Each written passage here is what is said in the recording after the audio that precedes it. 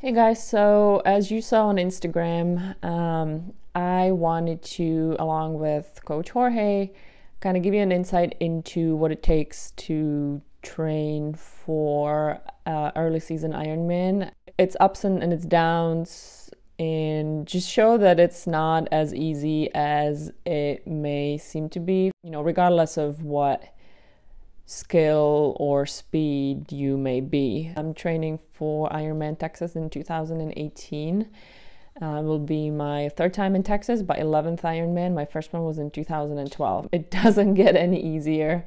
It really just does get harder because we always want to go faster. And yeah, I'll take you on the journey, hopefully through this vlog, and just show you all the ins and outs, the sweat, and probably some tears as I get ready for the race in April. Let's go. Right, here we go now. That man scoop on the mic, mixing the mix on the wheels of steel. This is what I was fucking born to do. Yes, let's go.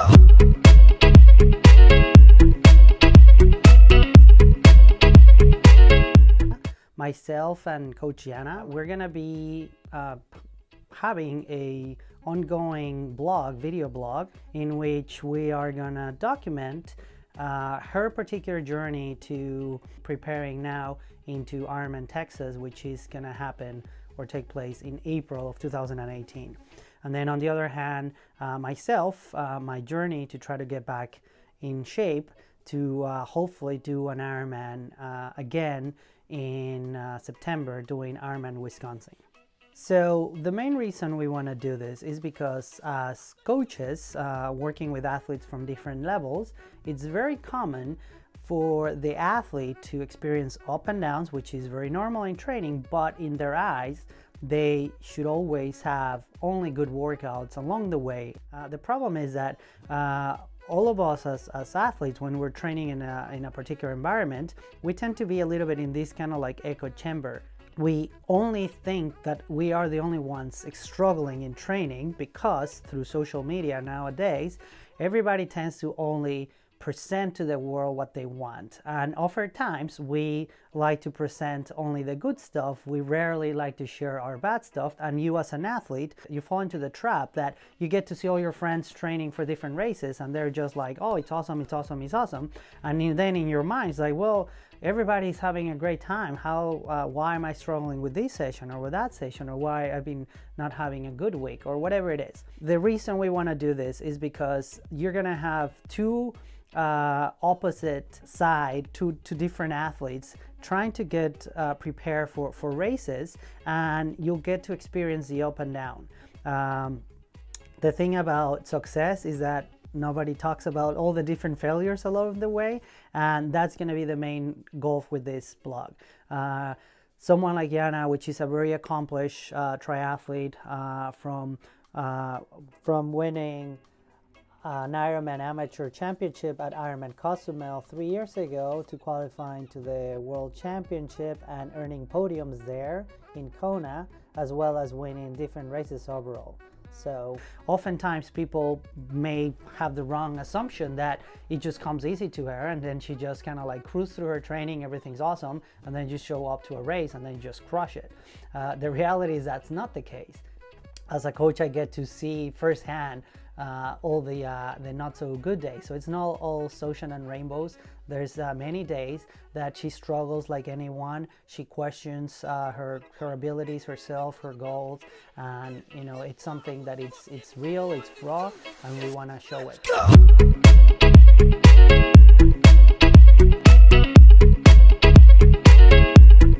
One, two.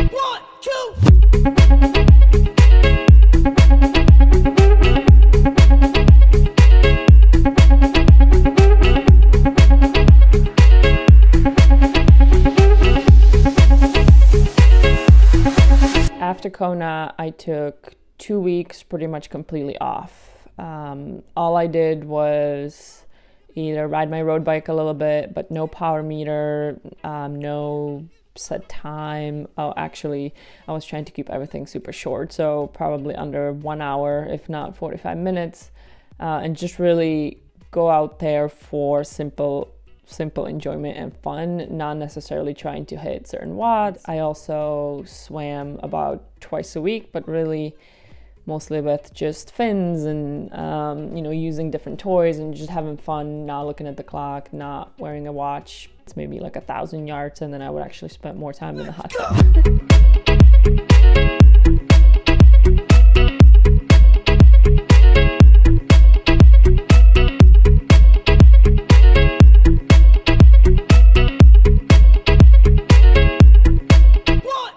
On the other hand, for myself, I was in the best shape of my life at the end of 2014, finishing an Ironman, just missing qualifying for the Ironman World Championship by, I think it was literally something like 20 seconds. I start preparing to race again for the following year. Bad luck struck. I ended up misstepping. I ended up with a fracture on my foot on a very tiny bone that became a very big issue to recover. Fast forward 2 years later, I was still not fully ready to be doing training. Early this year, I was able to see a specialist that was able to help me, and even though I'm not, pain-free, the pain is not going to go completely away. The way that we're managing right now is through a bunch of strengthening and things to avoid surgery, and hopefully I can do training without causing further injury, which the doctor believes is very low risk. The other problem is along the way, as a business owner with this company, there's a lot of up and downs in terms of stress. Kind of like we romanticize the idea that you have your job, and a lot of times we're working from home and it's very comfortable, and then you get to travel to awesome places like Hawaii and it's a vacation. The reality is that you're working all the time in training camps, in races, at least me as a coach, and then working from home, it becomes a little bit of a trap because you feel you're on the clock 24/7.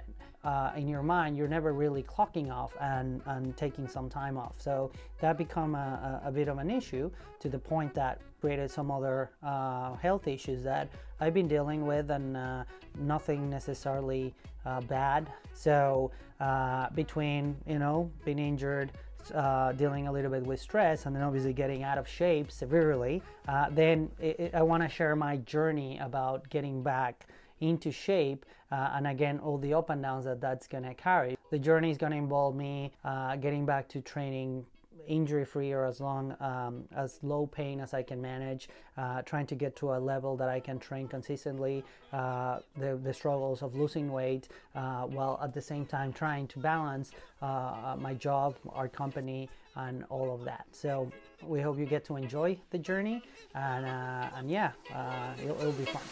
Let's go!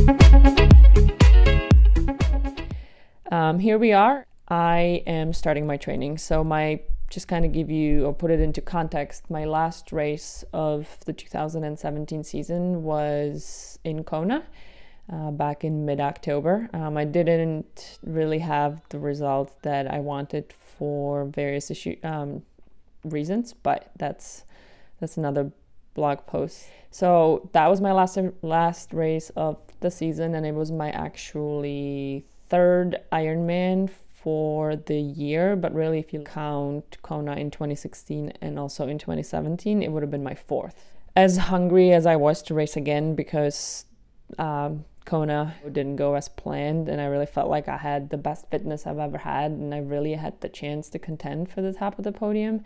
It didn't happen, and so I really wanted to go out there and do it again. So I contemplated of maybe going to Arizona or Cozumel or Argentina. Really, it's important to also step back and realize that even though I did feel very good and I've recovered fairly well post-Kona, I have done 4 Ironmans in 12 months, and so you know, we decided to just give the body and the mind a little bit of a break, recover, and then hit it hard for Texas so that I can hopefully finally try to get on the top of the podium there and earn my ticket back to Kona in 2018.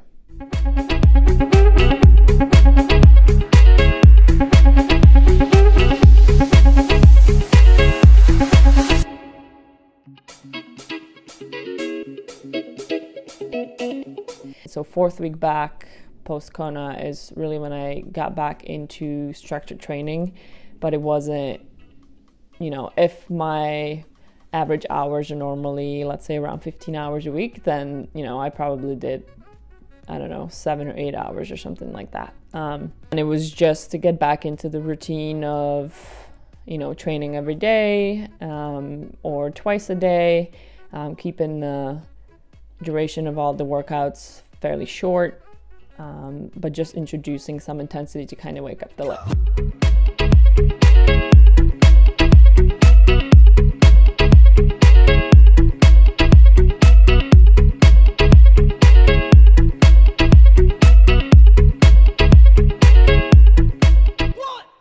So I just finished a 1-hour ride, and another hard day is in the bank, and I'm on my way towards Ironman Texas. That's it for today. From the top, let's go!